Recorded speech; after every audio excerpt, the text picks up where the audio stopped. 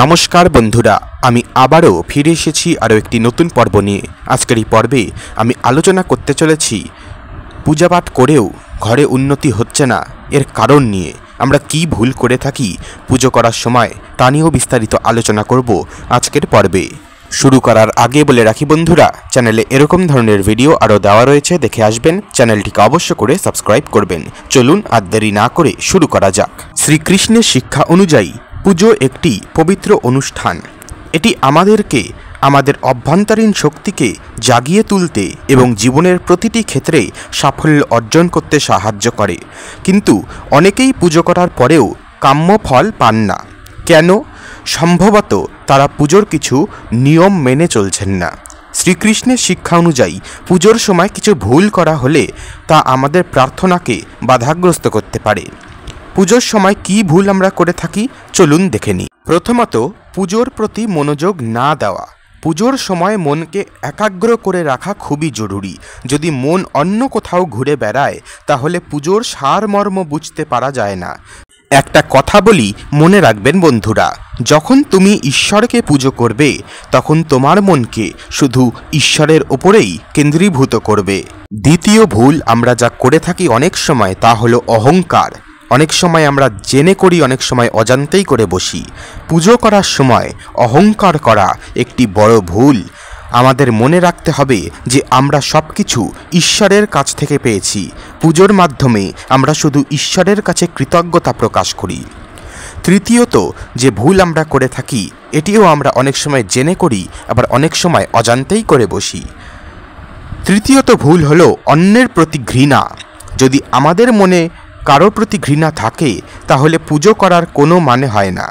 শ্রীকৃষ্ণ বলেছেন, যদি তুমি সকলের প্রতি সমানভাবে ভালোবাসা দেখাতে পারো, যদি তুমি সকলকে সমানভাবে ভালোবাসতে পারো, তাহলে তুমি আমার সান্নিধ্যে আসতে পারবে। চতুর্থ ভুল হলো অন্যের প্রতি হিংসা। হিংসা একটি বিষাক্ত অনুভূতি। যদি আমরা কারো প্রতি হিংসা পোষণ করি তাহলে আমাদের মন শুদ্ধ হয় না। পুজোর জন্য শুদ্ধ মন জরুরি। আমরা অজান্তেই বা অনেক সময় জেনেই আমাদের মনকে শুদ্ধ না করে অশুদ্ধ অবস্থায় পুজো করতে বসি। এটি উচিত নয়। পঞ্চম ভুল যা আমরা করে থাকি তা হলো অন্যের প্রতি প্রতারণা। প্রতারণা একটি পাপ। যদি আমরা অন্যকে প্রতারণা করি তাহলে ঈশ্বরের কাছে আমাদের প্রার্থনা কখনোই গৃহীত হবে না। এরপরে যে ভুলটি রয়েছে তা হলো অন্যের প্রতি ক্ষমা না করা। ক্ষমা করা একটি মহান গুণ। যদি আমরা কারো প্রতি ক্ষমা না করি বা কাউকে ক্ষমা না করি তাহলে আমাদের মনে ক্ষোভ জমে থাকে এবং তা আমাদের আধ্যাত্মিক উন্নতিতে বাধা দেয়। পুজোর সঠিক উপায়: শুদ্ধ মনে পুজো করুন। পুজো করার আগে মনকে শুদ্ধ করে নিন এবং পরিষ্কার করুন নিজের মনকে। শরীর তো অবশ্যই পরিষ্কার করবেন, পোশাক তো অবশ্যই পরিচ্ছন্ন পরবেন, কিন্তু সবচেয়ে জরুরি হচ্ছে নিজের মনকে শুদ্ধ রাখা, পরিষ্কার পরিচ্ছন্ন রাখা, যাতে ঈশ্বর সেইখানে বসতে পারে, যাতে ঈশ্বর আপনার হৃদয়ে স্থান পায়।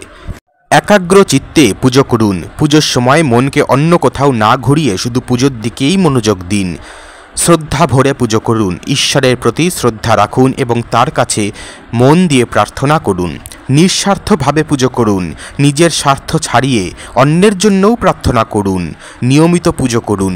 প্রতিদিন নির্দিষ্ট সময় ধরে পুজো করার চেষ্টা করুন। আর পুজো পাঠ করেও ফল না পাওয়ার আরও কারণ রয়েছে, যার মধ্যে প্রথমেই রয়েছে ধৈর্যের অভাব। পুজোর ফল পেতে সময় লাগবে। ধৈর্য ধরে প্রার্থনা করুন। ঈশ্বর অনেক পরীক্ষা নেবে। এ জীবন তো অনেক দিনের। এই জীবনে অনেক পরীক্ষা আসবে। কখনো জেনে আসবে, কখনো অজান্তেই পরীক্ষা আপনার সম্মুখে এসে দাঁড়াবে এবং অজান্তেই আপনাকে সেই পরীক্ষা দিতে হবে। সেই পরীক্ষায় আপনি উত্তীর্ণ হতে পারেন কিনা তা ঈশ্বর দেখবেন। আজকের জন্য এ পর্যন্তই বন্ধুরা, দেখা হচ্ছে পরের ভিডিওতে। চ্যানেলে এরকম ভিডিও আরও দেওয়া রয়েছে, দেখে আসবেন এবং চ্যানেলটিকে অবশ্য করে সাবস্ক্রাইব করবেন। ধন্যবাদ।